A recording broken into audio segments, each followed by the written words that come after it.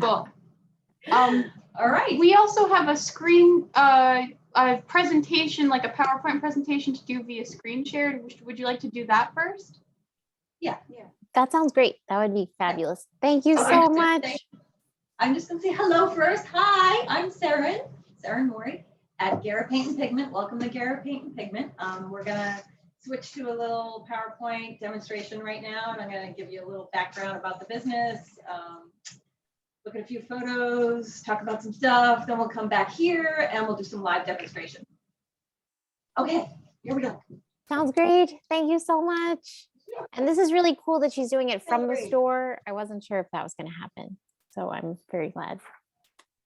Okay. Can you guys see this? It doesn't look like it's there. I can see it. Can you guys see it? It says contemporary paint technology. Yep, I can see it. That's awesome. Perfect. Okay. All right, so you can just hit the space bar when you're ready to go to the next one. Okay. All right. So we are calling this talk Contemporary Paint Technology. Welcome everyone to Guerra Paint and Pigment. I am one of the co-owners now with my husband, Jody Bretnall. Let's go to the next slide. Let's not go in that one. Oh, look at that. Yay, here we go. Forward and backwards. Forward and back. Oh, the little arrows. Okay. Okay, so our first slide is of this fabulous mural we have out front that Madeline Harmon, who was just here on screen a second ago, our assistant manager, she designed it and mostly painted it. She did have help painting from Noelle and Keisha, actually, and Amelia. And Amazing. so this is, what's that, Hilary? Oh, I love that. That's so amazing. And what a Isn't it beautiful great? portrait Yeah. of him. Yeah. So this is a memorial mural. Unfortunately, we lost art last May. Super sad. We miss him. He is our founder. He founded the business in 1986. Technically 1985, but he became a proper legal business in 1986. So we say 1986. And here he is. This is a photo of, this is a great capture of him doing what he loved to do, which was mix up paint and show artists how to make the paint of their dreams. He was an inventor, basically. So the story of how he got started was he was an artist and muralist in New York City. He was working under the CETA project, CETA, which was a government-funded project under the Carter administration that hired artists to beautify cities. So art was a part of that. And a couple of things happened during that time. So he was getting his paint from hardware stores for murals, and he was really intrigued by their system of how they made the paint, which is they squirt the pigment concentrate out of these machines into the paint base. And that pigment concentrate is called a dispersion. And it's just pure color, and it's amazing. So he was really into that. And so he'd take his paint to his job site and start painting. And then he would feel like the colors started going gray and say, what is happening here? So he started calling the paint companies and saying, why is my color going gray when I start to mix? And they said, well, we do add black in there to darken up, you know, different shades and things. And he was like, what? That's not good. So that was one thing that happened. And then another thing that happened was he came across outside of a dumpster in Soho, these pigment index books, which are like encyclopedias for pigments. And in them, it lists all pigments. And he became very fascinated with that. He actually went to med school at Stanford and then became a hippie artist and moved straight to Haight-Ashbury. And actually, my husband said to him one time when we became his business partners later, Art, were you like a hippie or something? And he was like, I was the hippie. And totally, he was. We have all the pictures. So anyway, my point is he had that kind of brain of just like being able to absorb all of this knowledge for something he cared about, and he really cared about pigments. So this guy knew more about pigments than anybody, and lots of wholesale people would actually try to contact him to have him explain to them what they had. And then we would get deals based on that. that's just an interesting side note. So these sort of things happened in tandem. Then he inherited some money from his father passing away, and he decided, I'm gonna take this idea of these dispersions, these pigment concentrates, and turn it into a business and have all these other products and show artists how to make incredible paint. And so that was the beginning of the business. And he started on 13th Street, which was still where we still are currently, between Avenue A and B in the East Village. And yeah, that was back in 1986. He came and gave a lecture, painting processes class, actually at Pratt when I was getting my MFA there. And I was intrigued and ended up working for him. And then time passed and it became clear he needed help. I asked my husband if he wanted to get involved, and we became his business partners in 2000. So yeah, that was how that started. Okay, next slide. And that was, so he made the business around the concept of it being a paint component system. So that's what I'll be continuing to explain to you, what the paint component system is. This is just an image of one of his murals. This was actually done, this was a very famous mural that was on St. Mark's Place called Gringo, and it was done in conjunction with a documentary movie called Story of a Junkie, which was about this junkie in the neighborhood, John Spacely. This was 1987. And this mural was actually written about in the New York Times, and you can Google it when they finally painted over it. It was a big hubbub.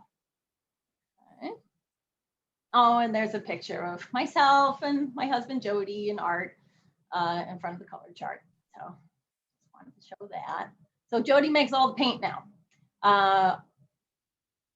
Art has passed away. Now the business belongs to my husband and I, and we're here to continue on the mission, which is to provide, you know, amazing, pure color to artists, and just further what Art started, which was to try to, really his motivation was to give a gift to artists. He wanted to give artists the gift of empowering themselves over their paint, and really the gift of color.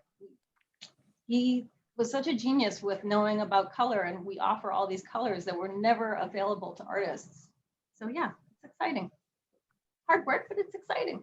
So yeah, my husband in the back there does all the grinding of the pigments. If you go on our Instagram, you can see lots of videos about the grinding of the pigments, which we do the old-fashioned way with a big ball mill, a ceramic ball mill. Nowadays, they make pigment dispersions with high-speed mixers, which is big, just a big metal blade that sort of spins around and chops them up and separates them. But really the best way is the old-fashioned way with the ball mill, and you have to be quite strong too. So my husband has these like Popeye arms now from manipulating this 2,500-pound ball mill, which brings the pigments to their finest grind. And I will show you, well, I think there's a slide coming up, examples of what happens in the grinding of the pigment and why it's so important. Okay, this is just a visual of the paint component system. These are the pure basics. Pigment dispersion plus binder equals paint. So it's important to understand that the pigment dispersion is not a paint yet. It is a liquid pigment concentrate where we take the dry pigment, grind it in the mill I was talking about with surfactant. There's ceramic balls inside the ceramic lined mill. They spin and spin and spin for 24 to 48 hours, depending on the pigment. All pigments have different requirements. They spin with water, propylene glycol, and surfactant, which I will also show you later. It's something that's in all paint. So as I said, we're a paint component system. So what we do is we provide you with the components that normally go into a pre-made paint, but you get to add the components together yourself, thereby giving you more control. And that's the whole idea. So here's just a picture of the pigment dispersion squirted into the binder. Binder is just the technical term for medium. So you can actually use our binder, you can use somebody else's. It just needs to be water-based. So yeah, you just mix it together and then you have your paint. Not a paint until you mix that pigment dispersion into some kind of binder that's going to hold it to the surface. The pigment dispersion will dry back to a powder because there is no binder in there yet. It's like adding a pure pigment to your, I keep repeating it because even though we explain this to everyone, sometimes people call and say, why is my paint falling off my surface? Well, did you put it into a binder? Because if you just put that liquid pigment on your surface, it's going to dry back to a powder and fall off. Okay. Now, this is an excellent example of why grinding is so important and what happens. So on the left, this is an image of quinacridone gold, which is an extinct pigment. I'll try to explain what that means too. We have a lot of extinct pigments where pigment art especially was a pigment collector. Because he was so knowledgeable about pigments, he made a lot of contacts in the larger paint and coatings industry. That is who pigments are made for. It's important to understand pigments are not made for artists. Artists are about 1% of the market share of color out in the world. Most of it's going to automotive, plastics, what have you. Major pigment companies make pigments. Artist companies do not make pigments, and pigments are not made for artists at all. So we get whatever's available in the marketplace, and very often pigments are no longer deemed necessary or fiscally viable, so they delete them, and then they're technically extinct. They're no longer manufactured. So Art really made it his business to make contacts and have companies contact him when they were planning on deleting something. So sometimes they would call us and say, do you want to buy up the last of this? And we would say, yes, yes, yes, yes, if you give us a good price. So we do have a large selection of what are now extinct pigments that you can't find anywhere else. Okay, so back to this image. On the left, you see how much darker that is. And actually, if you look real close, you can see the pigment particles. So this is just the dry pigment mixed into the binder. I believe that's in urethane 32. On the right is what it looks like ground. So when the pigment is ground, it's not that it's making the pigment particles smaller, you're separating the pigment particles from each other. So the surface area is being more utilized, and the pigment itself is becoming more efficient and is doing what it's supposed to do. So if it's supposed to be transparent, it's going to be more transparent. It brings out the vibrancy, as you can see. So it's just, this is a good demonstration of why it's so important. And really the ceramic ball mill does a far better job at creating this properly ground pigment over the high-speed mixer. With the ceramic ball mill, we bring it to what's called a Hegman 8. I don't think I said that already, but I may have, which is the finest grind possible. Okay, next slide. This is a picture of the mill. This is the big old 2,500-pound mill. So this spins and spins and spins with the pigment mixed with the surfactant, a little propylene glycol, which is a humectant, and water. All pigments have different formulas. All pigments have different grind times. So it's all very specific. Yeah.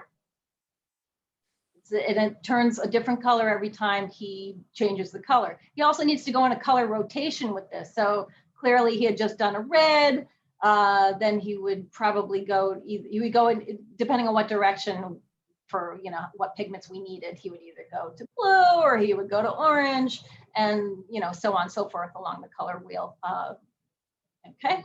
Here are some photos of some pigment structures. So this is just to, remind you that pigments are these wonderful little chemical structures built on chromophores, which are actually little crystal structures that they grow. It's fascinating stuff.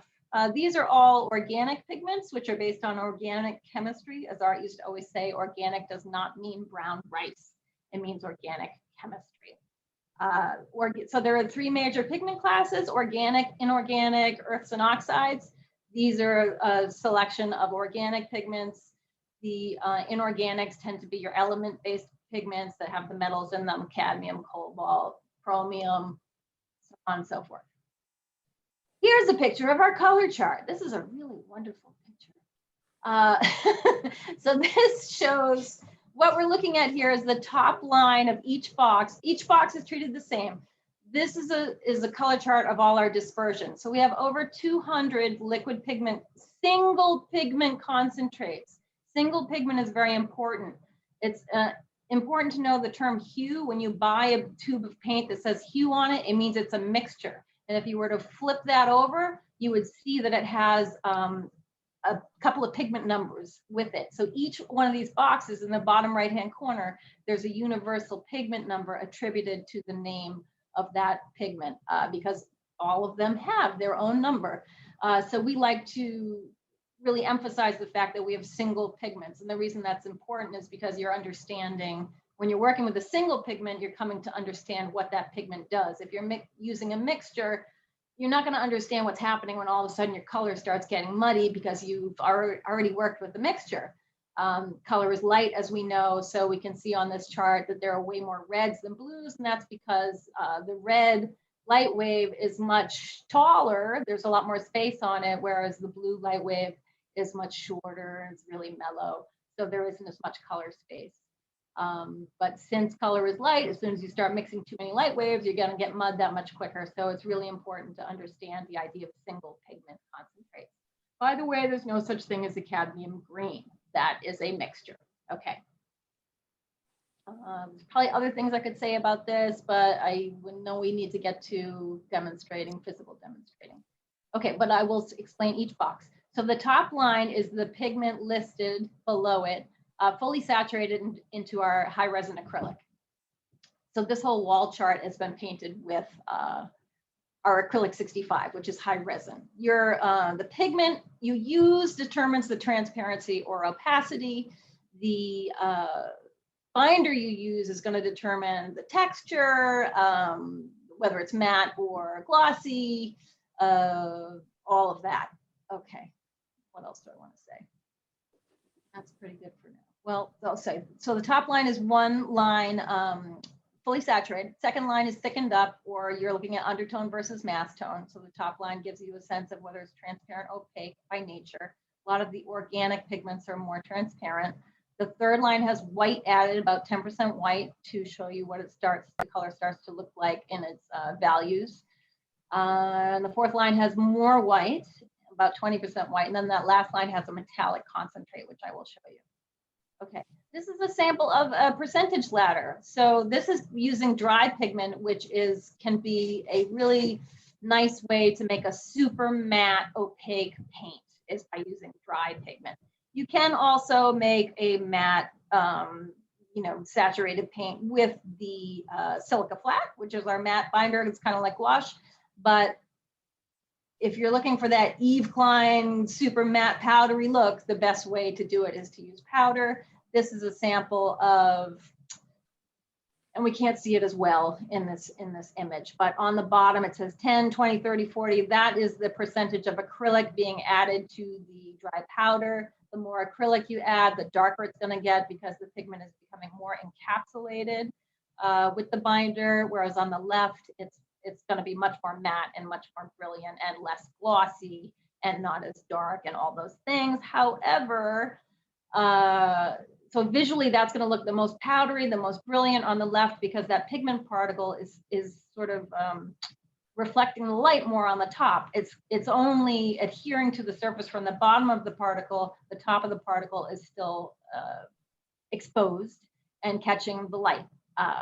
So visually, that's going to be the most compelling. However, you have to realize that that isn't fully adhered to your surface. So if you were to take like a wet paper towel and rub it on there, some of it's going to come off. If you're okay with that, that's cool. Go with that look. So this is a system that you can use. It's called a percentage ladder to do tests in your own studio by doing different amounts of binder into your powder to know where you're at. Okay. What would you say is the perfect percentage to have the most brightness, but without it cracking off, like you said, or without it wiping away? You want at least 10% to prevent cracking.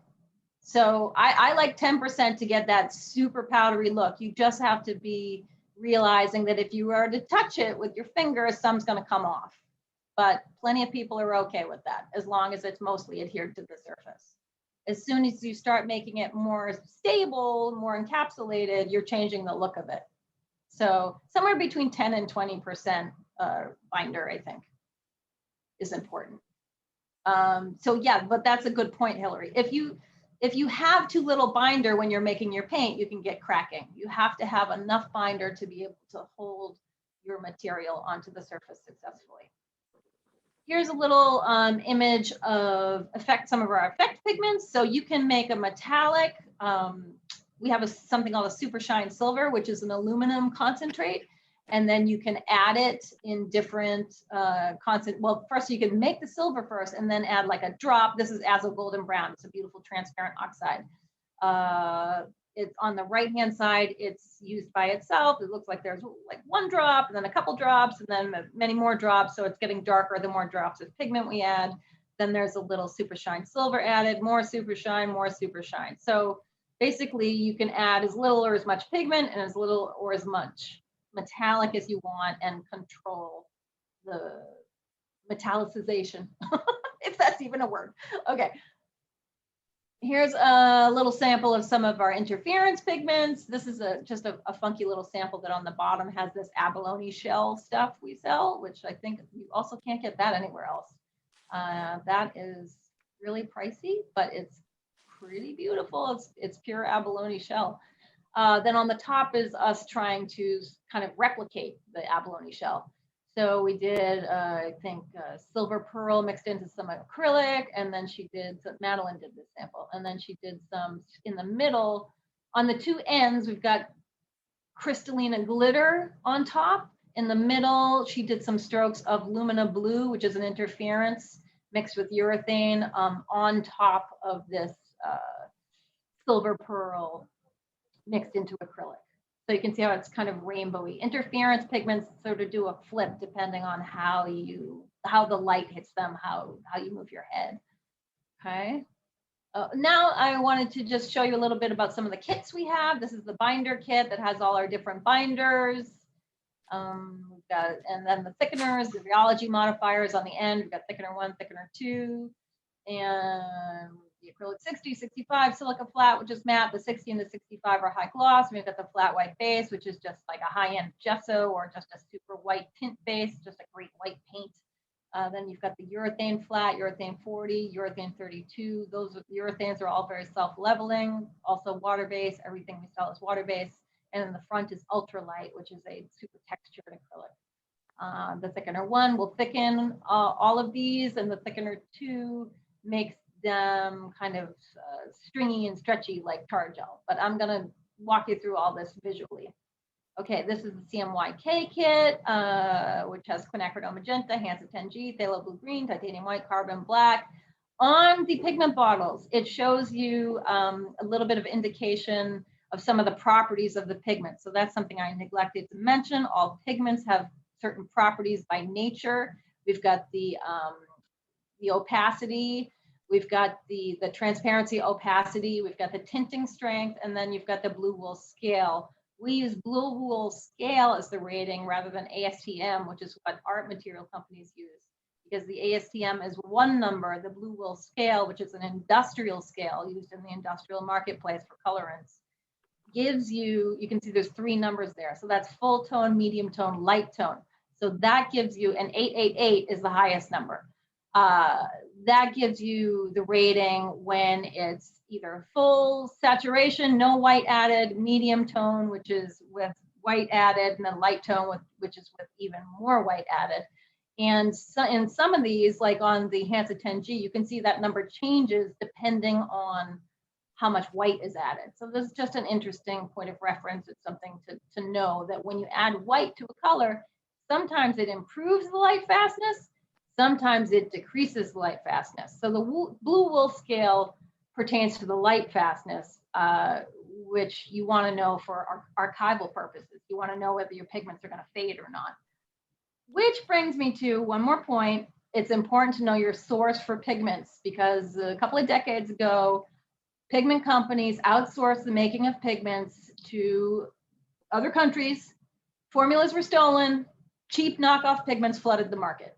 We refuse to buy, we only buy pigments from the most primo sources that have been around for a long time, time-tested companies. And for that, unfortunately, we pay a lot of money, particularly nowadays, because you may or may not know there is a raw material shortage, i.e. crisis going on, and prices have skyrocketed and availability is way down. Okay, let's see. this is just an example of us messing around making something like an Eve Klein blue, and also doing that usage of, on the left, I think we're using dry powder. Let's see, ultramarine R6, yes, plus 80% acrylic 65, ultramarine deep dispersion. Okay, so here we're using the powder and the dispersion on the second line. Third line has diatomaceous earth added. We just have all, the fourth line has pumice. We have all kinds of things. The last line has glass powder.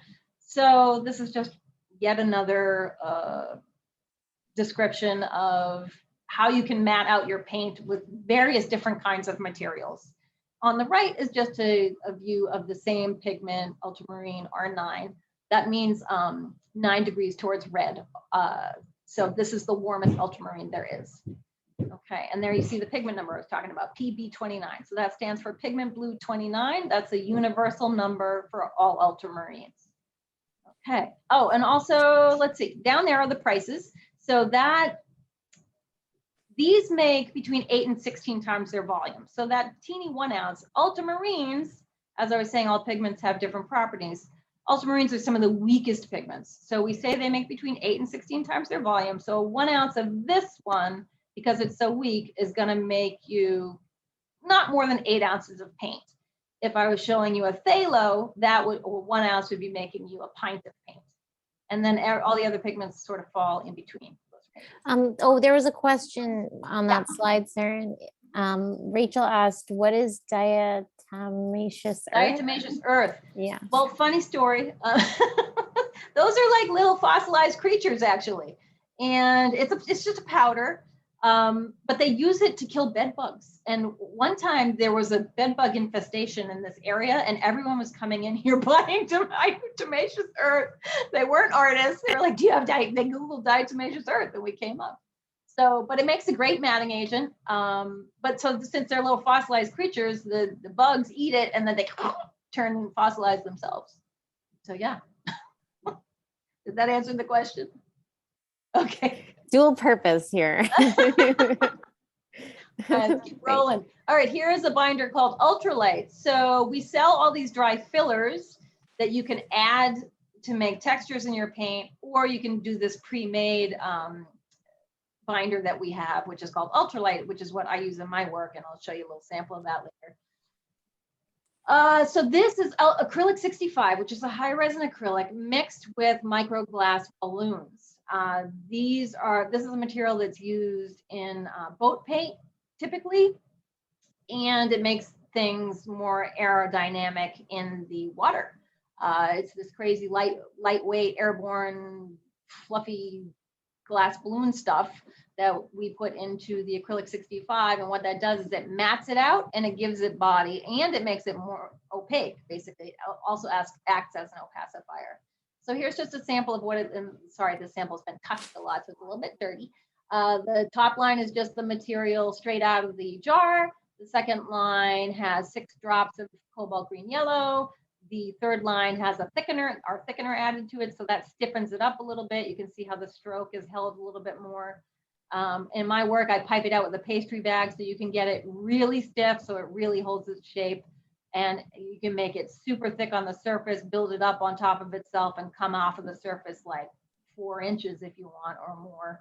And it's super flexible, which is nice because we're using the high resin acrylic as its base. The last line has our metallic, the Super Shine Silver added. Oh, and Fiber Thick, which is another texture binder that we don't have anymore. Okay. Oh, so here's a sample of adding the dispersions to a watercolor binder and a gouache binder. So we sell gum arabic if you want to make your own watercolor, and we have recipes and YouTube videos. So yeah, this is Naphtha Vermilion. She used into our, I think it was a very basic watercolor binder she made with gum arabic and water. Typically, I think she does like a 2, Noelle is our watercolor expert. She's the one who did the video on YouTube, which is super great. So I recommend checking it out.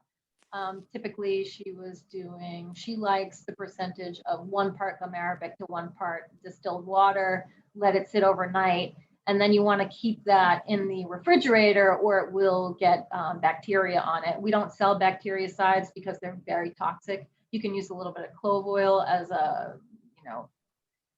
naturalistic bactericide if you want. And there are many different watercolor recipes out there, but that's the basic one. And then for gouache, you just add a little bit of calcium carbonate to it, and that makes it super matte. However, the naphthol vermilion is already an opaque pigment.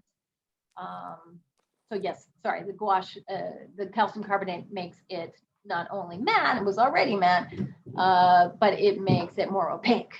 Okay. I like to use Kremer's watercolor medium with with your dispersions, and it just works 1-to-1, and I don't have to do anything special. You can So totally do that because a lot of people like binders from other companies, and it's so easy to just throw our dispersions into a binder, i.e. medium that you already like.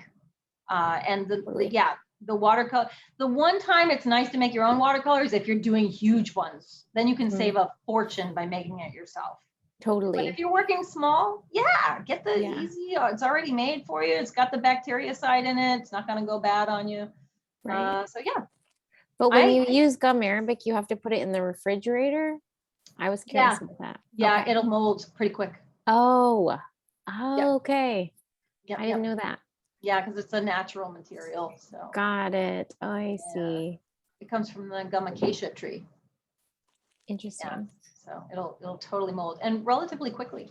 So I think that even putting in the refrigerator isn't going to protect it for ages. It'll protect it for a while, but gosh, okay.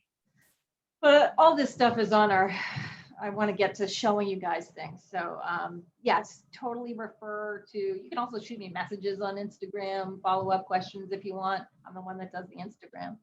But yeah, you ready to see some stuff? I think we're at the end. That was great. Right? Okay, I'm going to go to the does table. Does anybody have any questions about the talk before Seren shows you guys the demo table? No? Okay.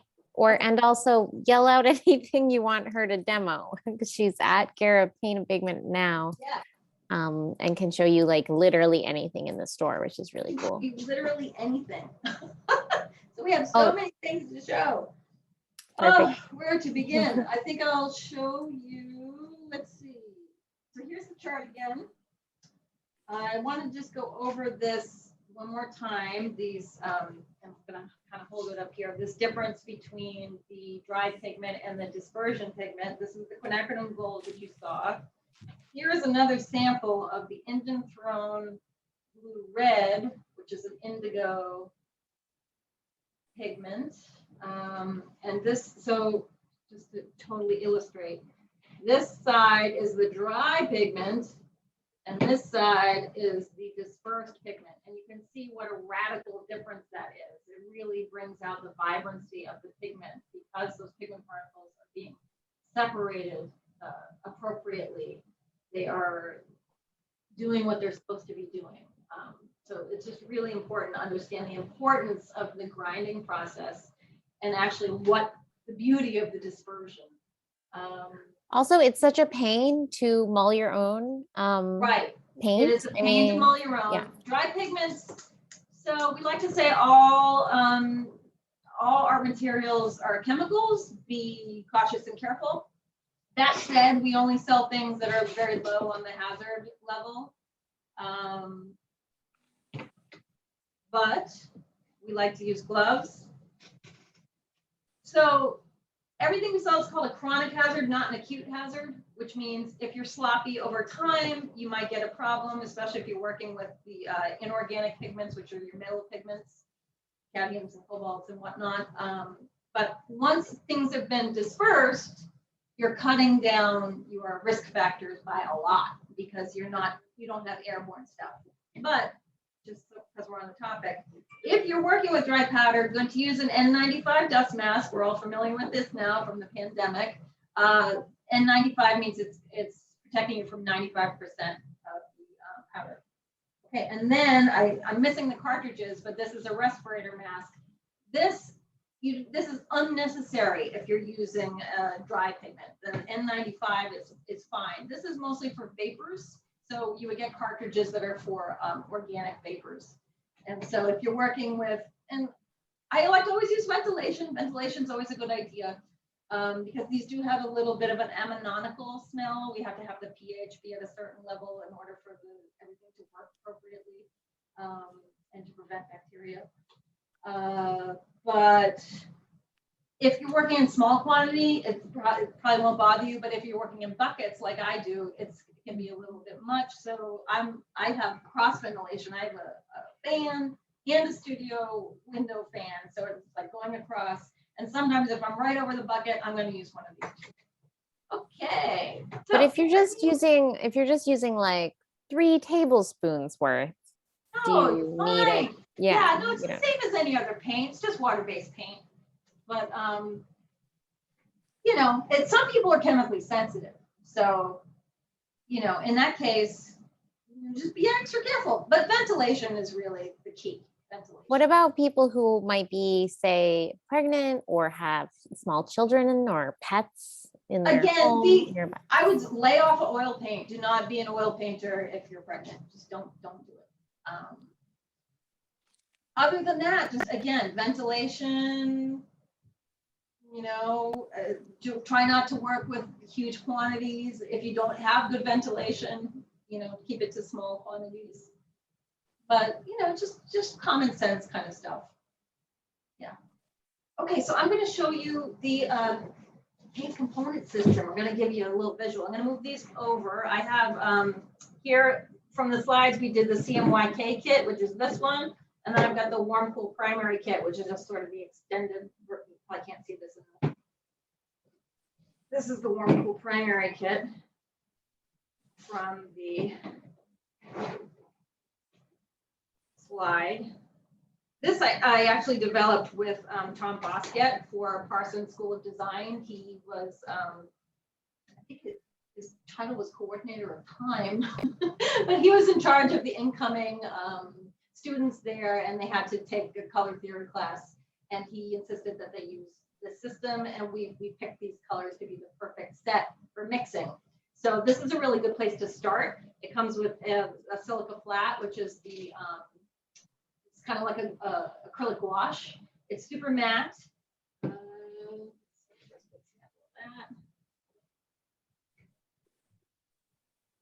this is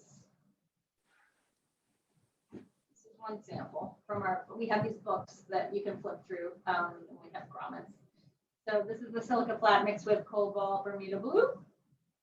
I think we put a little water into this, and that's why you're not seeing a brush stroke. Typically, this would hold a brush stroke. Could you talk a little bit about the difference between silica flat and urethane flat? Because I was thinking urethane flat was like acrylic wash, but do you think the silica flat is because the silica it's thicker? flat has more tooth, which gouache has kind of a tooth. So I would more relate that to, you know, calling it an acrylic wash. The urethane flat, which is in, and I'm sure it's hard to see sheen through the camera, but we'll do our best. Here's a couple samples of the urethane flat. So the main property of the urethane flat is it's self-leveling. It does have a teensy bit of a sheen. It's got a little bit of wax in the matting agent. So it's got a teensy bit of a sheen, but it's sort of a beautiful, very matte sheen. This has its own particular look. A lot of people are super fans of the urethane flat. This is mixed with cobalt blue green, so that's a very opaque pigment. But typically, it's nice to use. Here's a sample of the urethane flat mixed with phthalo teal, which is an extinct pigment. And this is also a sample of what it can be like to drop your liquid dispersion in, because you can do this kind of swirly stuff because you're controlling the pigment going in. You're not just like thinning something out. You're actually adding pigment to your binder. I'm sorry, can you explain that again? When you say dropping your pigment in, is the let me physically show you. Let's do the demo so you see what I'm talking about. Okay, I'm gonna start with acrylic 65. This is because of this raw material shortage. I have not been able to get this since last April. We do have a replacement acrylic for this, but interesting point of fact, last year when the Texas froze over, you might recall, there are these big machines called crackers that turn petroleum into monomers and polymers for resins. They all broke. They've only recently come back online, so we have not been able to get this particular resin from Dow Chemical for over a year. Now we're running out, basically running out, but we do have a replacement. But anyway, I always did the demo with this. I'm going to keep doing the demo with this while we have it. And this whole chart is painted with this. It's a high resin acrylic. It means you can thicken it way up, you can thin it way down, you can throw a bunch of texture in there. It's super strong. Here's an example of, and I'll show you textures later, but you know, it can hold all this texture and it stays on the surface. Will it be coming back eventually? When What's you say that? when you say it's running out, like, is it going to be like gone after that, or is it coming back eventually? We won't be until they start selling it again. We won't be able to get it. So our supply is running out. But as I say, we do have a replacement. It's called Stand 6, and it's really good. It's really good. It's also a nice high resin. This is what it looks like. It's glossy like this 65. It thickens up nicely. So this is, we're happy with it. We're just, you know, we're traditionalists. We like to stick with the stuff that we always had. So we'll see. Hopefully it'll come back. If not, we like the Stand 6. Customers like the Stand 6. But anyway, okay, so let's do this. So acrylic 65. This is how you make the paint for the paint component system. You start with the binder. The binder determines, i.e. medium, determines the paint volume. Okay, so I want to make like, you know, quarter cup of paint. So I'm gonna put this much in my container. Remember, pigment dispersion plus binder equals paint. Pigment dispersion. So this is our liquid pigment concentrate. This dries back to a powder. This is just the pigment ground in the mill with the surfactant, which is the dispersed water that we also sell for people that want to make paint from dry powder. What this does, this is an industrial, it's like a cleaning agent. It's like an industrial soap.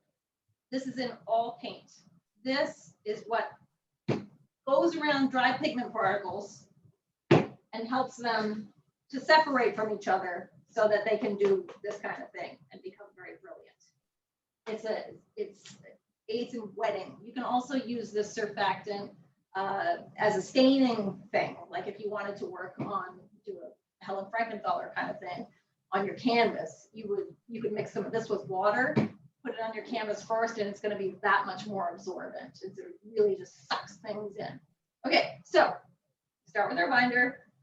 We don't put any fillers in this. This is just pure pigment. So other dispersion companies, so there are large manufacturer dispersion companies that make dispersions, but very often they have things in there, sometimes clays, other things to aid in suspension of the pigment. We like to keep it super pure. We don't want to put anything in here, but what that means is you have some settling of the pigment contents. So I always like to give it a tap first and loosen up the bottom. Shake really well before use.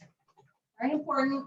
Certain colors more important. The inorganic pigments, remember I said, have metals in them. Those are real sinkers. So you definitely want to shake those really well. But it's a good habit to shake all of them. Okay.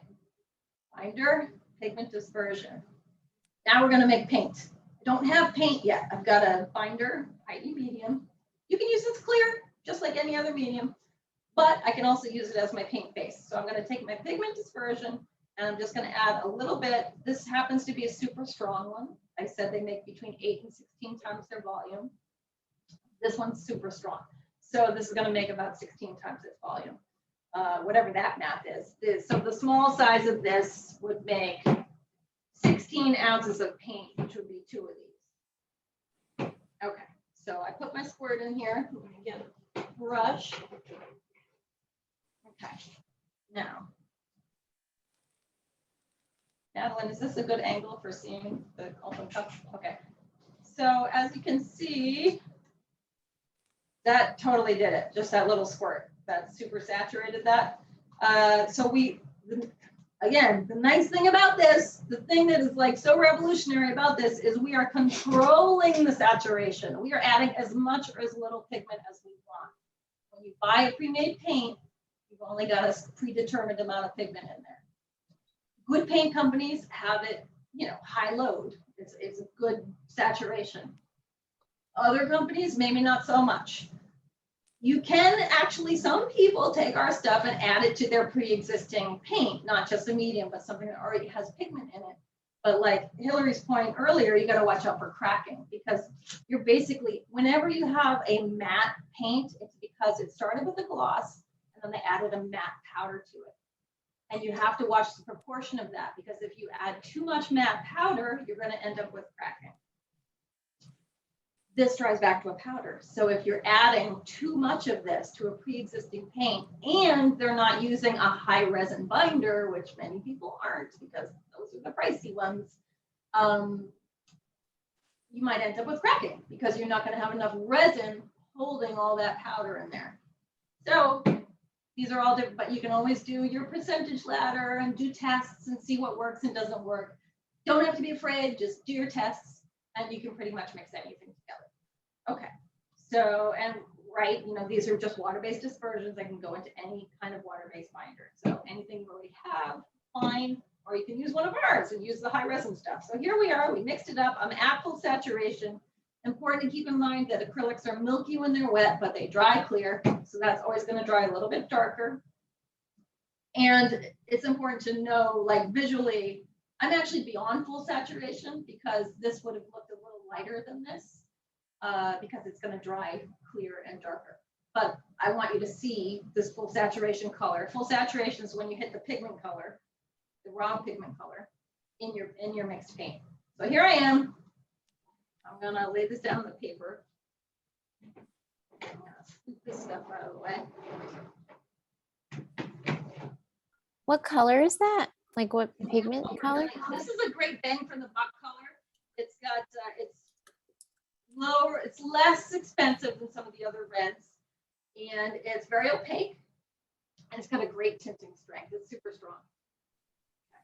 Okay. So this is the acrylic 65 high resin. It's going to really hold your brush stroke, dry super glossy.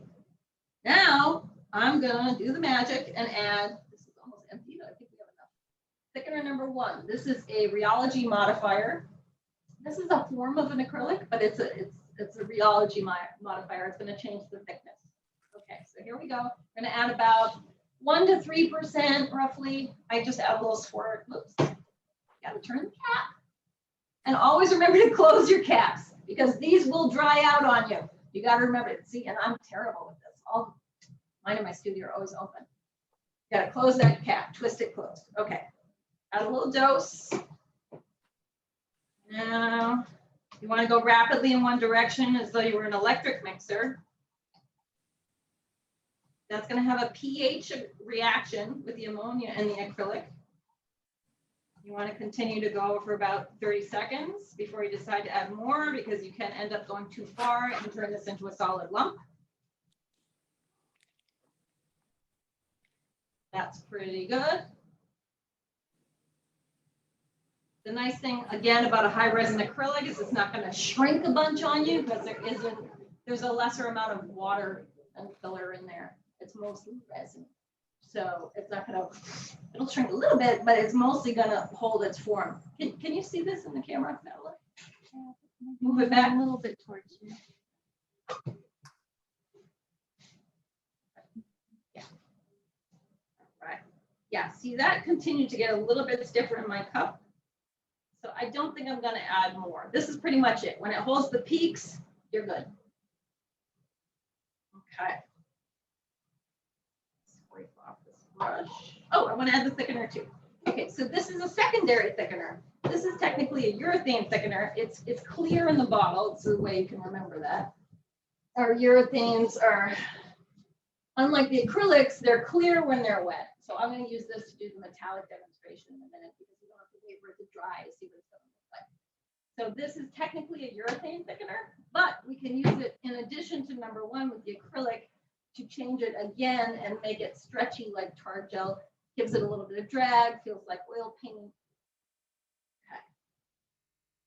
Look again, 1 to 3%. Spin it around.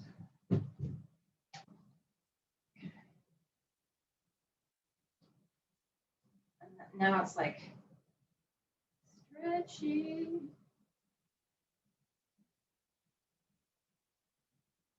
And I could make this a little more runny by adding a little water back into it and make it more of a tar gel.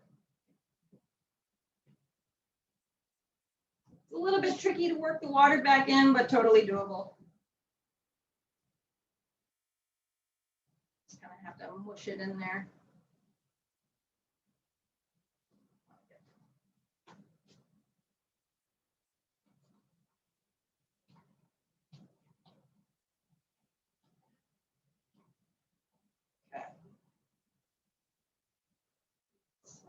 See, and I could add more water to that and keep going, make it more stretchy.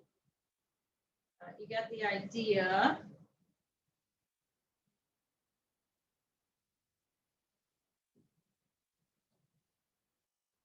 I like to do this. I can do this all day long. I love making stretchy. Some heat closer to the camera so we can see it closer.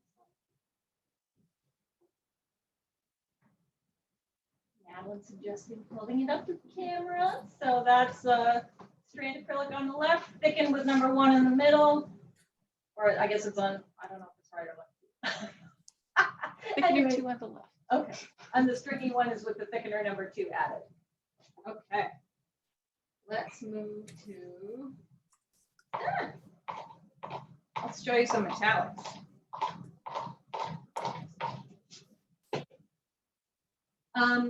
It's important to know with the thickener number 1, if you're going to be using it, you want to mix it and use it. It doesn't store great. If you're going to be mixing and storing your paint, which you totally can, these are some containers we sell. These are better containers. We have a tiny version of this too.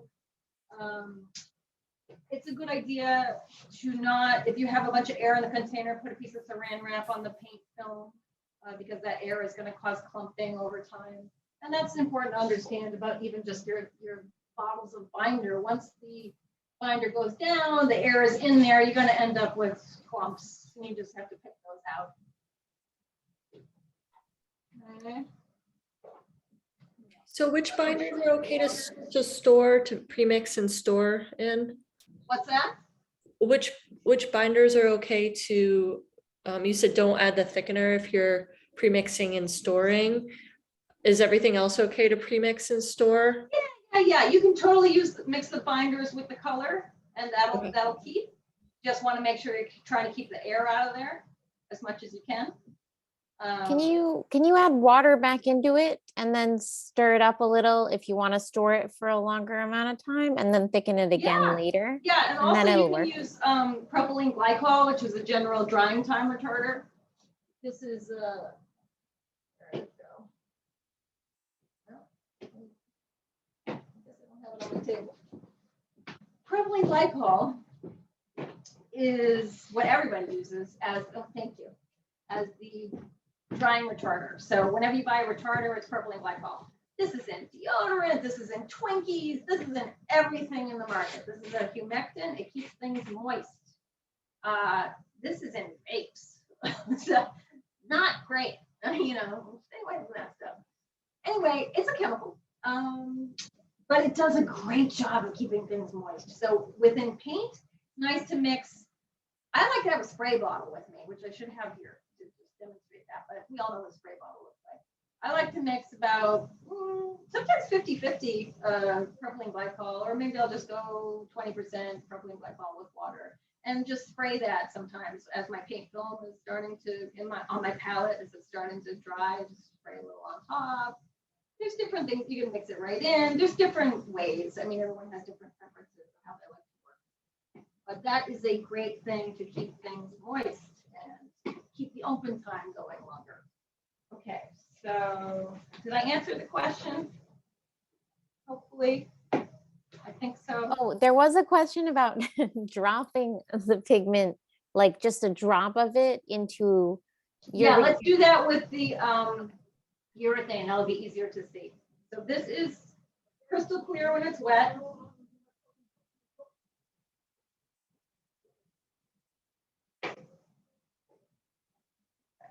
Again, I'm gonna start with my binder to determine my paint volume. Okay, now this is gonna be cool. Let's use Enzimidazo R5R. This is really cool pigment. That shape. This is a very violet blue. Over here, I don't know if you can see it. There's a whole story behind it. I don't know if I shouldn't get into it because we have limited time. But this is the one dry pigment we have that came treated in these like weird little pebbles. And they look like green and bronzy and strange. But as soon as you add surfactant to it and grind it, it becomes this beautiful violet blue. Okay, so, and this is an example of, I was telling you before, sometimes pigment companies will call us. This was a pigment that was made for Porsche. They decided they didn't like it. They gave us a call, said, do you want to take this stuff? We said, sure. We got 8 drums of it delivered to the warehouse in these like crazy lumps. We didn't know it was going to come like that. We opened the drums. We're like, what is this? Oh no. But turns out it's just a surface treatment. And you just grind it up and it becomes this insane color. So watch. This, I just added probably too much. This is one of the strongest pigments we have. This has an insane tinting strength. Okay, so I just added a tiny bit in there. And that's a good angle, Madeline. You could tilt it even more towards Like this, yeah. Okay. So I'm just beginning to kind of swirl this in. Also, urethanes are sensitive, so you want to go slow with them because you're forcing air in when you're mixing. I mean, it's okay if you do, but then you want to let it sit so the air bubbles will pop out. So right now that is only partially mixed. So if I put this down,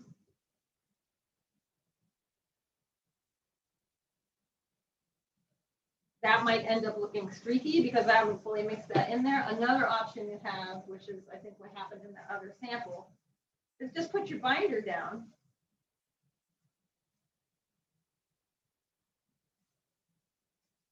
And then drop your color right in there.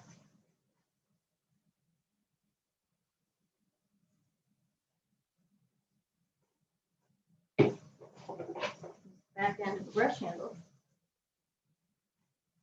So urethanes are self-leveling. So this pigment is going to move around and shift.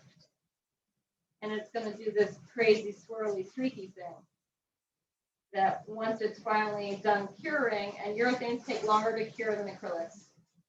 Acrylics are generally one coat, 24 hours. We're talking thin coats. Urethanes are double that, 48 hours usually. Urethanes don't like to be used thickly, or they might crack. I think pouring was one of the things you wanted me to cover. So we don't have a quote unquote pouring medium. You can use any of these things thickly. You can pour it, but with the urethanes, you would want to manipulate your surface, make sure it doesn't puddle in too much of a thick area. That could crack. So you can see how, like, that's actually really cool. Dropping the pigment in is making all these weird lines. That's really interesting. So that remains to be seen how that's going to dry. This is going to dry super high gloss. The urethanes are like a enamel kind of surface. I'll show you a dry version of that. This is phthalo turquoise on the bottom, which again isn't fully mixed in, so it's kind of streaky. And then the top is phthalo blue green mixed with transparent titanium white.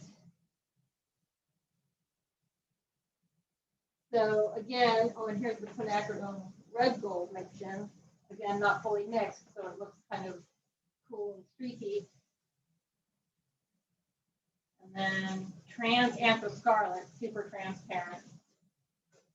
These urethanes are the 40. The one I just showed you was the 32. The 32 is harder. It's a teensy bit more glossy, but we only recommend that for panels. The 40, which is this one, also very glossy, self-leveling, but it is super flexible. So you can roll canvas with this. We would not recommend that for the 32. That's a harder surface. You might, if you're trying to roll it, you might end up cracking it, especially when years pass. It gets a little bit more brittle over time. But this one is actually designed for car seats, for leather car seats. So this works fabulously. I have a shoe painter that uses the urethane 42. 40. 32. The 40 is the one that's flexible. Works great on leather, fabric. Yeah, we have a lot of designers that like the 40. Okay. This is another sample of the urethane 40. This is the phthalo blue green. So this is a sample of, adding different amounts of the dispersion. The top has 2 drops, 6 drops, 15 drops, 30 drops, plus 50 drops. So again, you're controlling your saturation. So you can have a very nice glaze, or you can fully saturate it and have it be much darker. That's still transparent because it's a phthalo, but it's going to be much deeper the more pigment you add when it's fully saturated. Okay. Oh, I'm going to show you the metallic in a second. I want to make sure I show you all the different binders.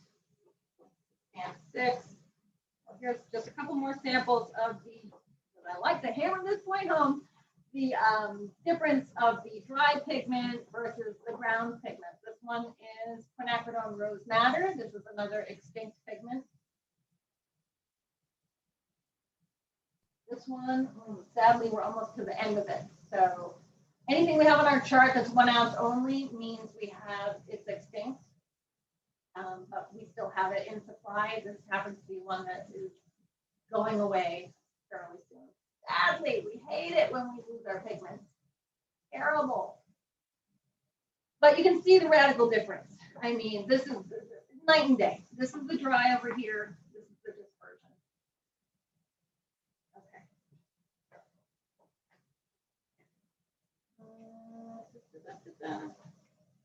Oh, here's just a sample of, these are a couple of pigment mixing triangles from the warm cool primary kit. It shows they both are using the quinacridone magenta, but one is using the cool blue, the phthalo blue green from the kit, and one is using the ultramarine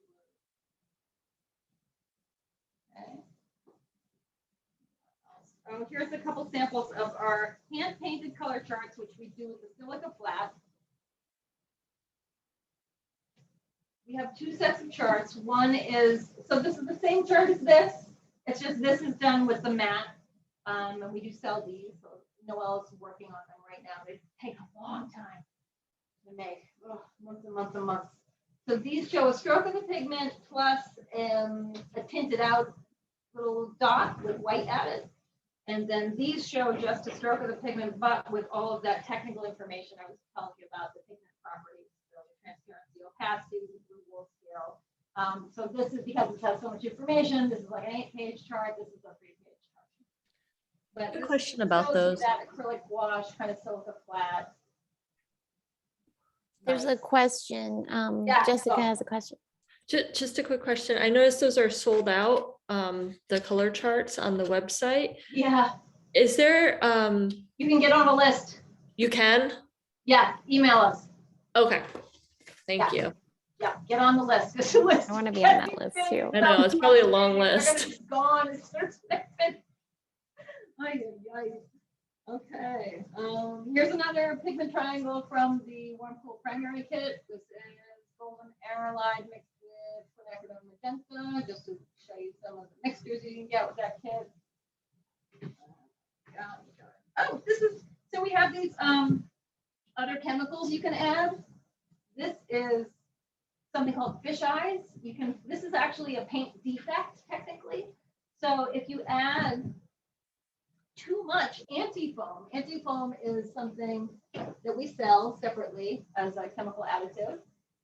And if you add too much of it, so you can use that just like a drop or two per ounce to get rid of foam if you're having foaming issues. But if you use too much, you get this, which is called fish eyes, which can be a really interesting sort of inverted foam bubble kind of thing happening.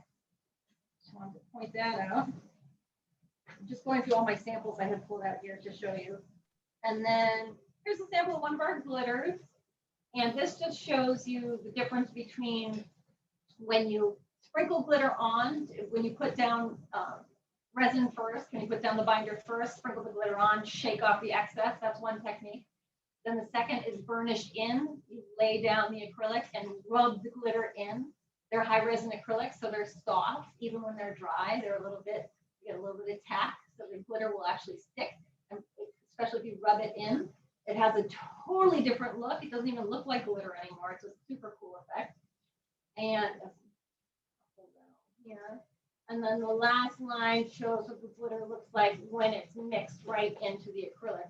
Of course, this is going to secure it to your surface more, but you're sacrificing, you know, some of the reflectivity because the surface of the particle is not catching the light the same way.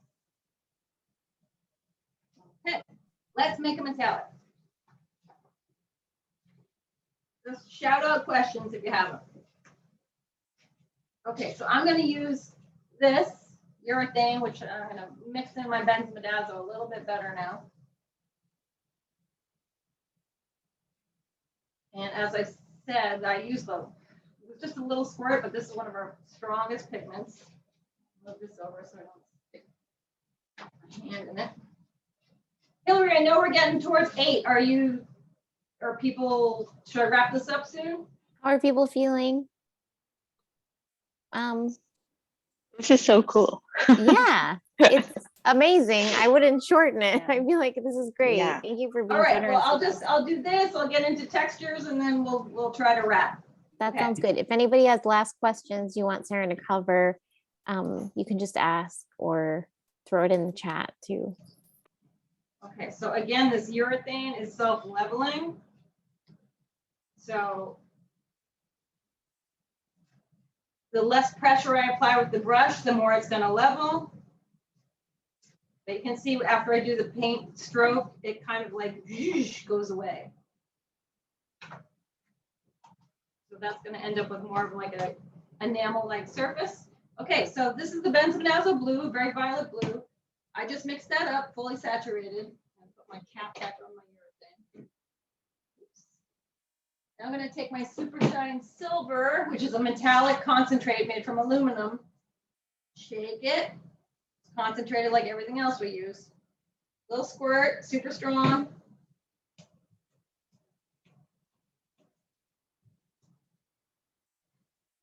Okay, metallic. Okay. Now I'm going to add a little bit more, make it even more metallic.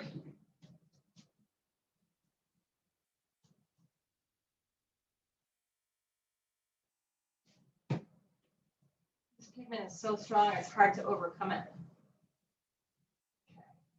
But you get the idea. Here's some dried samples. Here are some dried samples of adding different dispersions into the Super Shine. This is azo russet.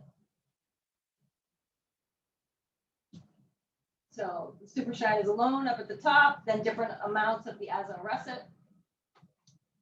These are all called transparent oxides. This is benzimidazole brown. So that's it fully saturated up at the top, then with different amounts of the Super Shine Silver.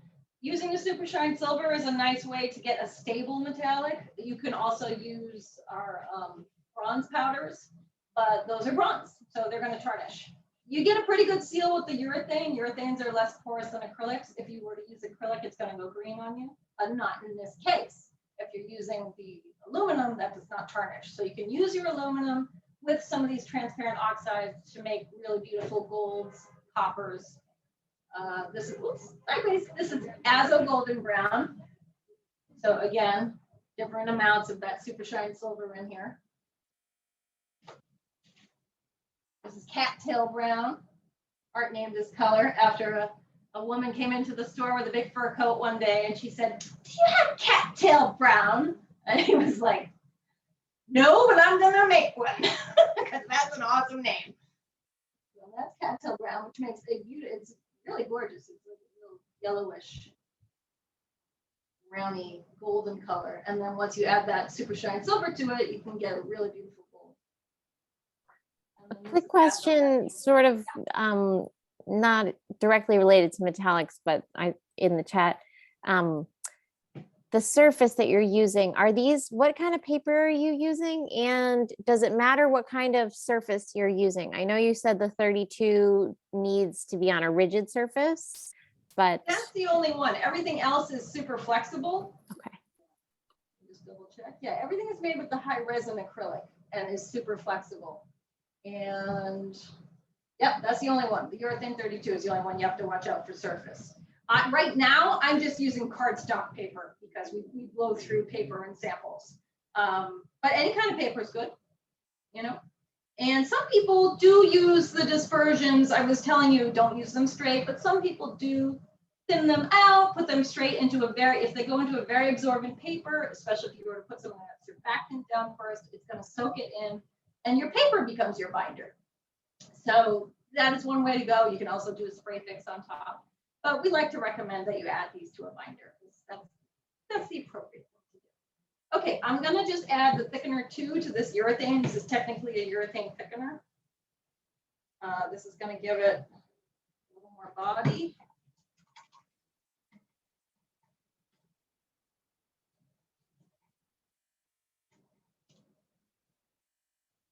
Okay.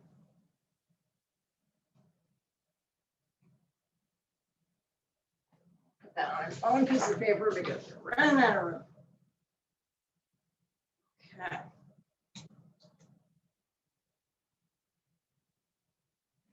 So although right now, while I was laying this down, that's holding the brush stroke, that's still going to do its self-leveling thing. It'll probably be a little bit more lumpy in areas. The thickener 2 also aids in it not cracking.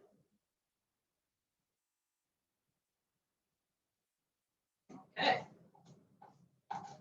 There's that. Here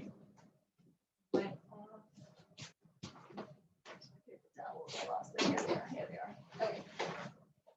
I just want to go through everything I've got on my table here real quick. Whoops. Oh, by the way, this is how the dispersions come in from the warehouse in these big gallons, and then we fill them into little bottles. Everything is hand labeled here.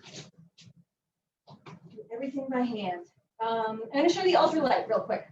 Put my samples on the floor. Hopefully I won't step on them. ultralight's so cool. I think it's one of the things that I just don't think you can buy in another brand. Like nothing else is like it. I mean, I think that about most of your stuff, but the ultralight's really weird. Like I don't think any other, there's nothing from Golden or a store that you could buy. It's totally, Adeline, you can totally go. Oh, I will. I'm going to do that next. Thank you. Okay, so with the ultralight, remember I was saying if you're going to mix and store your paints, particularly these, which these are the cheapest containers we sell, but they don't have a great seal. They just have those snap tops. You want to put some saran wrap on the surface of your paint. This material, this ultralight, because it's got so much filler in it, and there isn't a hell of a lot of water basically in here to keep this moist, you got to keep the plastic on the surface. So this comes with a piece of plastic when we sell it, and then as you use it, keep pushing this down onto the surface of the paint. Otherwise, it crusts up on you on the outside. Okay. Yeah, I've had a whole container of it just dry before. Yeah, I was like, oh my God. Oh no. No, in fact, I think we should probably put something. I don't think we have something on our label. We should probably put something on there about that. Okay, so.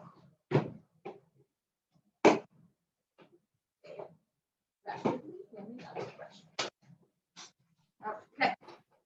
So this It's stuff amazing. is kind of like marshmallow fluff coming out of the container, but still it's a little bit loose.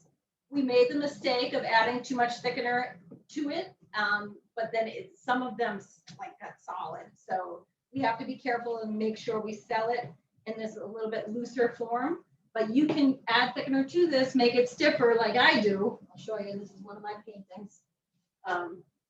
So I use a pastry bag. I color the ultralight with pigment dispersions, and then I pipe it out with different tips. I usually put glass beads down first. I'm going to show you textures in a second too. So yeah, that's one of mine. So again, you can go really far off the surface, and it's super ultra light, just like its name. So I make really big paintings that if I were using some kind of other material would be too heavy to lift probably. This way with the ultralight, they're not too bad, but I use like 3 buckets in a big painting, so it's still a little bit heavy. Okay, so.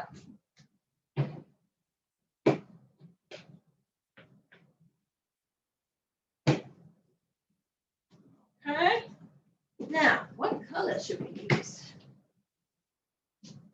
Now, since you're still here, will you grab me some like Quinn Violet or Phthalo Teal or some kind of cool color?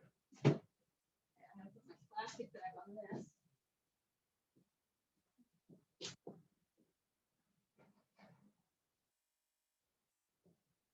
That will start to harden pretty quickly. These dry like any other water-based paints. They're going to start to form a film within 10 minutes. You can use the spray bottle like I recommended if you want. Water. Sometimes propylene glycol added. Okay. Thank you. Okay, this is a gorgeous color called Quinacridone Violet 55. Super beautiful. Ultralight is very messy. I make an incredible mess in my studio. I go through a lot of gloves. Okay. Yeah. Shake. Drop. Squirt, I should say. Now, ultralight is a very white material because the microglass balloons that are added to the acrylic are very white. So that makes it more opaque. Can be harder. You have to add a little bit more pigment than to some of your other binders. But of course, that's going to dry darker.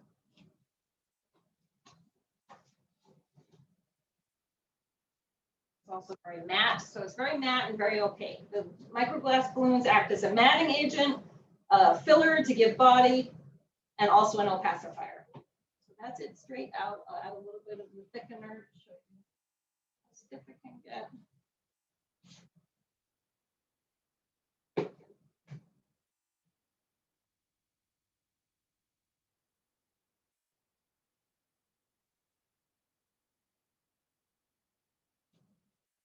Okay.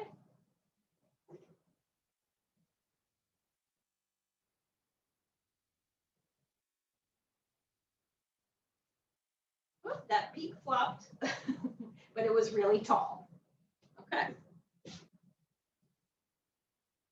just use this up. Ah! There's the tall one. Okay. All right. I'm going to move to textures. Unless anybody has any other questions, wants to stop me. Any questions about any of this or anything you want to see? I have a question about this ultra light Yeah. and thickener. And you can paint on top of it again, right? Like, so Yeah. you make that body and like, oh, okay. Just Yeah. In fact, in a little painting here, I do a lot of painted detail on top, which I did with the silica flat. I mixed the dispersions into there and did a lot of line work on top. So I colored the Awesome. ultralight for the base shapes and then details on top. And how much time do you usually wait between after using the ultralight for like another layer? I guess, for your So detail that's a work. good question, because when the paint is this thick, it's going to take longer to dry, of course, because the water has to evaporate out. So a big chunk of paint, that's going to take like really a week to fully dry all the way through.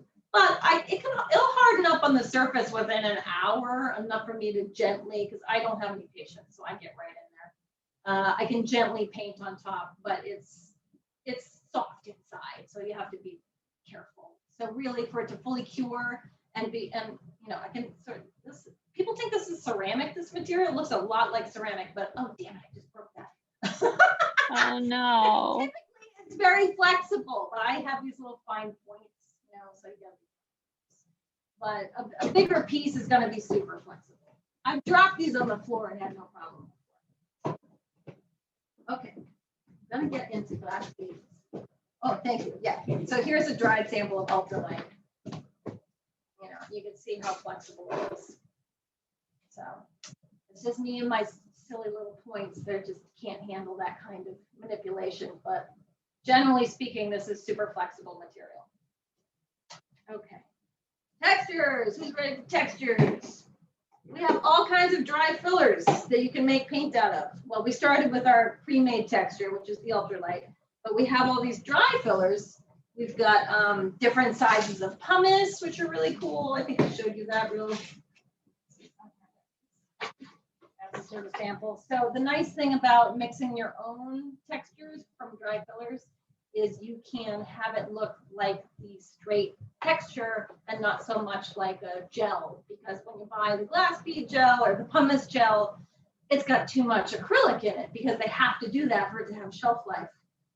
That said, when you're mixing up your own, this is another thing, you sort of need to mix it and use it because there's, in order to have this look, you have to have very little binder. You can get away with that with this system because our binders are so high in resin, so you don't have to use so much to have it be enough to hold it to your surface. But it's going to dry out on you. So, I've tried this multiple times. I'll mix up a batch like this big, not use it all. Again, if you put saran wrap on it, and maybe spray some water, you know, it'll give you some time, but generally it's still going to dry out on you because there isn't enough binder to have it have shelf life. But the nice thing is that you can make this solid texture if you're willing to mix it and use it in a way that's going to look like nothing you can buy in a pre-made gel. It'll never look like this pre-made paint. But you can make it look like that easy enough. Okay, so we have some different things. We have our different sizes of pumice. Let's see, where's my book?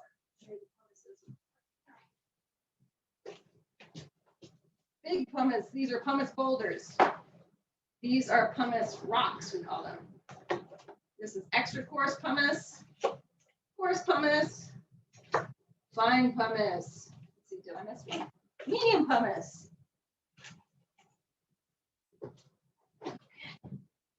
Then we have tire rubber. This is actually from recycled tires. We have shredded, powdered, and fine shredded. This is very cool stuff. Art Garrett did a lot of other tire rubber paintings. This is one of them. It's very heavy. So super, again, what you're seeing is just a bunch of texture here, but it's still stable and on the surface. Since I'm showing Art Garrett paintings, I will show you this one too. This is all glass beads, glass flakes. Again, you're seeing solid texture, not a bunch of gel or acrylic or whatnot. It's in there, it's holding it to the surface, but what you're seeing is texture. Okay. And glass beads. Glass beads.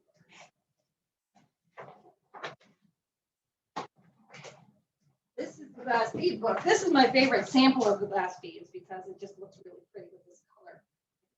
Phthalo green yellow. These are the beads straight mixed into the acrylic. This is sprinkled.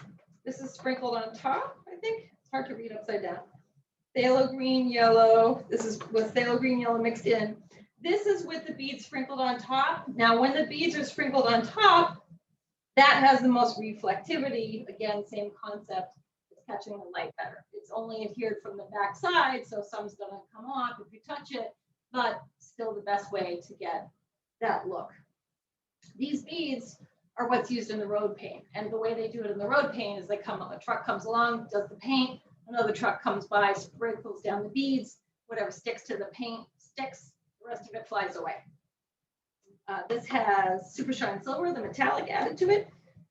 that can be a really beautiful effect to have the sparkliness of the beads with the sparkliness of the metallic. Okay, so we've got different sizes of beads. These are, these are different sizes of beads on one sample. This is, we have glass flakes actually too. Those are super cool. That painting I just showed you of Arts had glass flakes, which are kind of chunky with beads.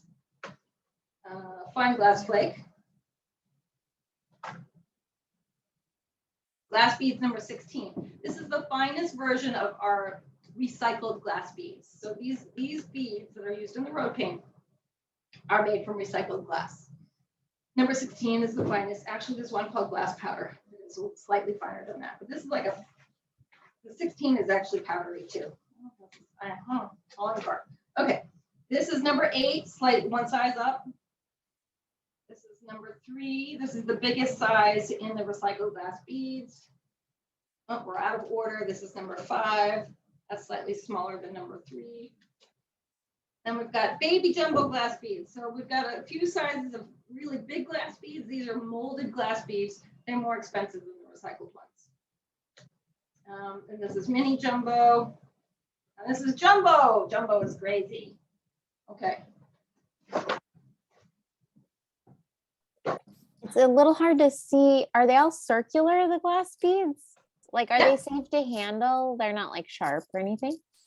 They're not sharp? No. Yeah. Even the glass flakes, those are not rounded, but they're not sharp. If you have like a bunch all concentrated together, that can get a little sharp, but just in their powdery form, they're not sharp. But again, we always recommend gloves and mask if you're working with anything powdery. Always good to wear a mask. Here's black magnum. This is a coal byproduct. It's just kind of black sparkly stuff. So just another thing you can make a textured paint out of. You can make a textured paint out of anything. You can use dirt from outside, mix it into acrylic and make a paint. That's what art used to love, to just show people you can make paint out of anything. Sky's the limit, whatever you want to do.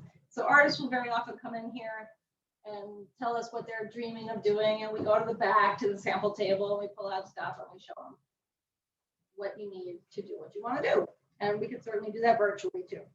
This is medium black magnum, fine black magnum. Oh, here we've got our tire rubber. This is the shredded. This is the fine shredded. And powdered tire rubber. Okay, now I'm going to mix up a texture and then I think we're ready to call it good. Are there, for people who want to look more at the textures, is there a place on the website or somewhere where people can see them like really close? Any of them? Not really. Could they? We're gonna be adding more things, but Okay. Certainly just shoot us a message and we can always send you a picture. Okay, yes. I've had Noelle texted me some pictures and I wasn't sure if you guys did that. But No, like, that's nice. I mean, if you go on the site, there's pictures of the dry particles, but not mixed into the paint. So Mhm. there are videos about mixing up paint, but I don't think there are photos of these dried samples on the website, which But people could call and ask. we will get to that. Yeah, okay. It's a little work in progress. Okay, so here's how you mix up a dry particle, which are called aggregates. And in fact, in my last talk,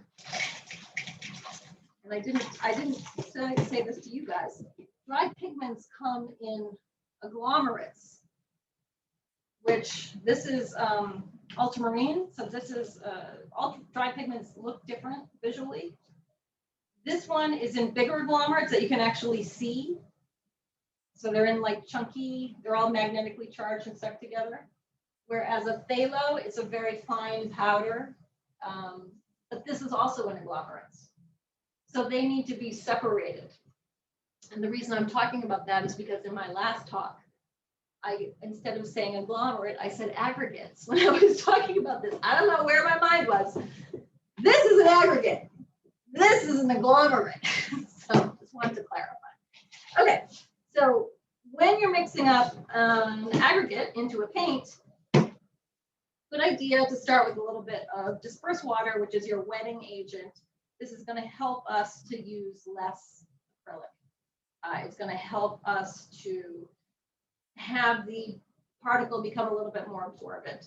Now, pumice is already pretty absorbent, but it's always a good idea to use some of this stuff when you're working with dry material, particularly in the case of something like the tire rubber, because this is sort of a, it's got oil in it. So it's very resistant to hydrophilic. No, hydrophobic. There's hydrophobic and hydrophilic. Yeah, so this is hydrophobic. Okay. Give it a little squirt. Oh, I'm gonna have to use my paint water. It's okay.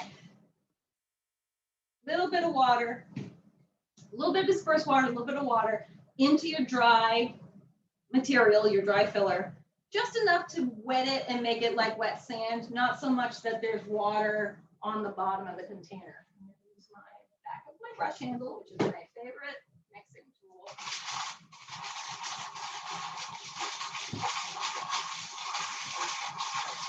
And again, this is just going to help me to use less acrylic. This is going to aid the acrylic going straight in. Yeah, so you can see it's just kind of dampens it.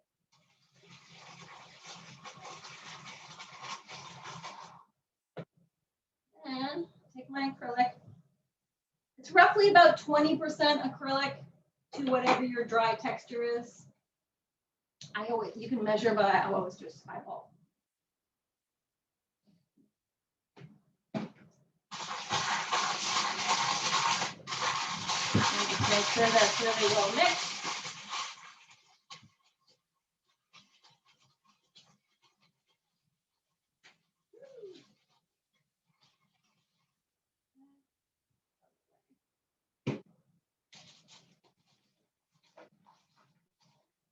So that still looks really dry, but this is going to stick right to that paper. These are all going to stick to each other, and that's going to stick to that paper, and it's going to be good once it's dry. Now I can add color to this. Let's see. I'll just add some more benzoidazoline blue. Why not? It's a beautiful color. Just a little squirt. Again, we're dealing with the milkiness of the acrylic, so this is going to dry a little bit darker.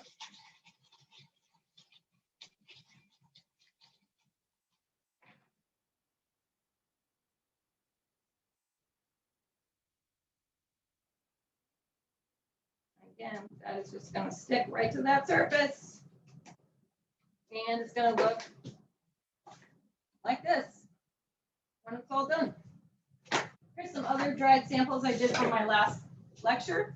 These are some of the, which beads are these? I should have labeled this. This looks like glass beads number 3, I had to guess. This is with phthalo turquoise, and then this is with the metallic super shine added to it. This is the tire rubber, which is a black texture. And I added, here it's straight, and then here was more phthalo turquoise added, which of course you can't see much of a difference in the mass tone, but you can see that I added it over here. And here's just a crazy, wild, wackadoo sample. It has all kinds of things in it. It's got glitter, it's got ultralight, it's got, this looks like pumice mixed in acrylic. And again, everything is flexible that we sell. High resin, beautiful stuff. Okay.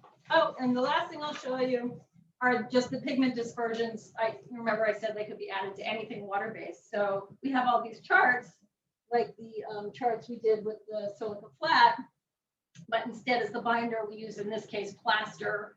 We have a lot of plaster customers that do big wall finishes. All the anthropology stores are our color. So yeah, they mix, the dispersions mix great into plaster. Another page of a plaster. These are about 10 years old, these charts. So some of them have popped off from overuse, but you see that they mix in. This one is, oh, we have another thing that I haven't shown you. It's called liquid pearl. It sort of functions the same as the super shine silver, except it's a pearlescent. So it's a pearlescent concentrate. It's made with glass particle actually, so it's super sparkly. This chart was painted with something called just liquid pearl. This was before we had liquid glass pearl, which is even more sparkly. The liquid pearl is just made with a mica. We sell all kinds of pearlescent powders, also mica powders that come like this. So you can make pearlescents from dry powder, or you can use the liquid pearl. I'm starting to lose my voice. I'm talking so much. On here somewhere. Anyway, this is it painted out. It's kind of hard. You're going to see it better on this page. And again, the one we sell now is much sparklier than this with the glass pearl. But the idea is you can tint your pearlescent, liquid pearlescent, with any dispersion with just a drop or two and have a beautiful pearlescent color, whatever color you want. Okay, and then also there's a chart of egg tempera. So you can mix your pigment dispersions into egg yolk and make egg tempera. And watercolor chart of dispersion mixed into watercolor binder. And last one, which I can't remember if I showed this. I don't think I did yet. People ask, can you use your stuff in oil? They're not made for that, but we have had customers come in here saying, hey, I mixed your stuff into oil and it works great. So we decided to make a chart. We did a chart. This is very old. It's a little bit dirty. We did a chart of the dispersions mixed into stand oil. Most of them work really well, actually. So Wait, why does that work? Because it has water in it. Surfactant. The surfactant is magical stuff. That's And crazy. It helps the oil to work. So you just add more of that and then it works in stand oil? This is doing it without more of this because Wow. all these dispersions have the surfactant in them. Oh, got it. Okay. But Wow. in these cases with a few of these colors where it wasn't working great, possibly if you added a little of this, it might help. Possibly That's not. I don't know. amazing. We didn't get crazy experimental with this, but this is just to sort of, further emphasize the fact that you can do all kinds of things with dispersions. It's just beautiful to work with pigment concentrates. Once you do it, you're like, in fact, I remember the first time I used these things in my studio. I was using cobalt titanate blue red, which is sadly gone. It's this one. This is gorgeous, very pale blue. And I squirted it onto my palette and mixed it into, I think, silica flat. And I literally exclaimed out loud, oh my God, why didn't I know about this before? Because once you work with pure pigments and see how they just like, wow, the color just explodes. You just, wow. Anyway, that's where I'm going to end. So I hope you learned a few things. That was amazing. I definitely Thank feel that you. way about Guerra Paint. I'm like, it's like a religion. Like you have to know this paint. You are It's so such good. Hilary, I just love you so much. You're so good about promoting us, and I really thank you, and thank you for having me today. I just think it's such good paint. Like I feel like everyone should know that all the problems you have with the paint can be solved if you just try, if you just know about the right people. You're working with pure components. You have all the powers in your hands, and that was the thing that Art wanted to, he wanted to empower artists. He loved teaching artists. He loved art. He loved artists. He loved teaching artists. Was his mission. And so my husband Jody and I are here to keep that going because we believe in it too. It's awesome. Thank you so much for carrying that on. And I remember Art used to do these demos for my classes and he's amazing. And you really do such an amazing job carrying on his legacy and sharing all the amazing things about the paint. So thank you so much. Thank Thank you. you. Any other questions? Any other I know it's a questions? lot of information. We usually do a break at 8 o'clock and everyone was just like so enthralled. They're like, we don't care. This is great. Oh, that's But, good. That's great. if maybe too, if people think of questions later, you can always I didn't know you ran the Instagram. You can always write I us do the in. Instagram, shoot me a message. Totally. And I call up and ask weird questions. I'm like, I want my paint to look like baby food. And, you know, like, here's a photo of it. And they're so sweet and they'll help you. And now you know Seren. So I feel like, you know, if more things happen, you know, if you have more questions, it's just the beginning. If you start working with Guerra Paint. Yeah, it can Thank you. it can be overwhelming at first, but really once you get the hang of it, it's super easy. Totally, But we're totally. here to walk you through, you know, just we answer questions all day, every day. We teach. That's what we do. Absolutely. And it's so much easier than like trying to hand mull your paint. It really takes seconds. Well, thanks so much. I'm going to try to give everyone a break because they're probably Yeah. tired.